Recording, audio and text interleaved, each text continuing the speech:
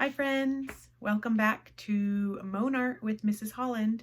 Today we are going to be drawing one of my favorite characters from Mo Willems books. You have seen him in The Pigeon Wants a Puppy, Don't Let the Pigeon Stay Up Late, Don't Let the Pigeon Drive the Bus, and many others. Of course, who am I talking about? I'm talking about Pigeon. Pigeon is a fictional bird. He looks like a cartoon character and he's pretty easy to draw. What I really like about Pigeon is he shows a lot of expressions and it's really easy to draw him being sad or mad or excited.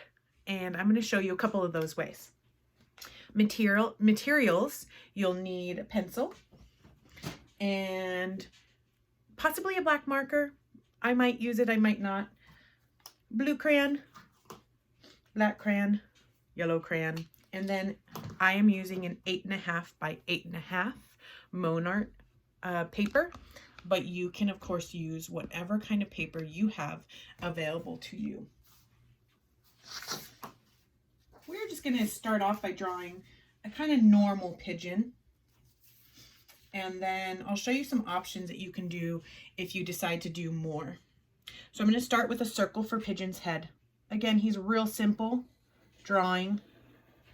So I'm going to draw a circle for his head. And then I'm going to draw two vertical and parallel lines. So two lines right next to each other for his neck. He's got a really long neck. His back is one straight horizontal line. And then his chest kind of is a little curve. And then we'll just continue this all the way up diagonal to make his tail feathers. I'm going to add his legs. So I'm going to do two vertical lines. And then I'm going to do two diagonal lines on each leg to make his feet.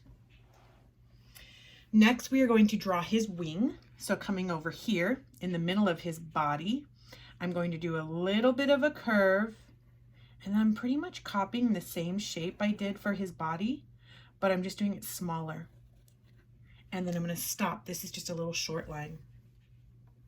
He has one big eye on either side of his head, so I'm just going to make one big circle, and then I'm going to decide how I want his eyeball to be. Do I want it to be looking here or up or in the middle or down? I'm just going to do a normal one. So I'm going to draw another circle inside of his eye. Then I'm going to do his beak. I'm going to make this pigeon talking. So I'm going to do two diagonal lines there, two diagonal lines there. So it looks like he's talking a lot because boy, Pigeon loves to talk. And then our pigeon from Mo Willems books has a white stripe on his neck. So I'm going to draw two horizontal lines. And believe it or not, that's it. That's all we have to do to draw our pigeon. Now I can also make a speech bubble if I want to make a whole book or I want to make my pigeon talking.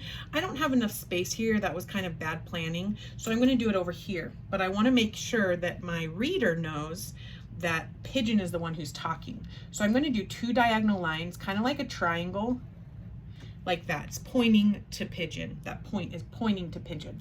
And then I'm going to make a big circle. You could also do thought bubbles, which would just be a cloud and then little circles going down to Pigeon.